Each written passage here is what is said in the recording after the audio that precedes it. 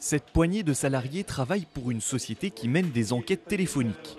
Ils démarchent auprès des clients, relatent leurs opinions sur ordinateur, complètent des fiches électroniques, rien de compliqué a priori, sauf que la majorité de ces opérateurs sont non-voyants.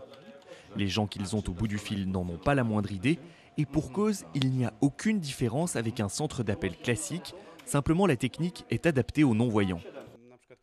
Par exemple, quand on clique sur une icône, l'ordinateur nous dit ce que c'est. Donc une personne voyante, elle peut la lire, alors que nous, on peut l'entendre. Créée fin 2010, cette PME emploie aujourd'hui une quinzaine de salariés, dont 80% de personnes non-voyantes. À l'heure actuelle, cette société est déficitaire, mais son fondateur espère sortir du rouge en 2012. En attendant, il injecte ses propres fonds et apprécie le dévouement de ses salariés. Ces personnes sont de meilleurs salariés, elles sont plus loyales. Il n'est encore jamais arrivé que l'une d'elles ne vienne pas au travail parce qu'elle est malade ou qu'elle a trop fait la fête la veille.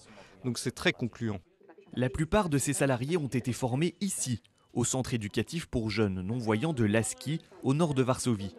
De l'école primaire au baccalauréat, ces élèves sont pris en charge et suivent un enseignement spécialisé.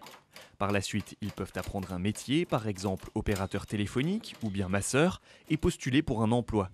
La direction du centre sert alors d'intermédiaire entre leurs étudiants et des employeurs parfois frileux. En général, les employeurs nous disent qu'ils voudraient embaucher quelqu'un, mais ils sont persuadés qu'ils n'ont pas de poste adapté pour un non-voyant. À ce moment-là, il faut aller dans cette entreprise et montrer du doigt à l'employeur « Ici, un non-voyant pourrait travailler, ou bien là ». Et au final, on arrive à en convaincre une bonne partie d'entre eux. Le travail de la direction et des éducateurs porte ses fruits. Cette année, le centre de Łaski fête ses 100 ans et se trouve parmi les instituts pour non-voyants les plus cotés de Pologne, avec en moyenne près de 70% d'embauches pour ses diplômés.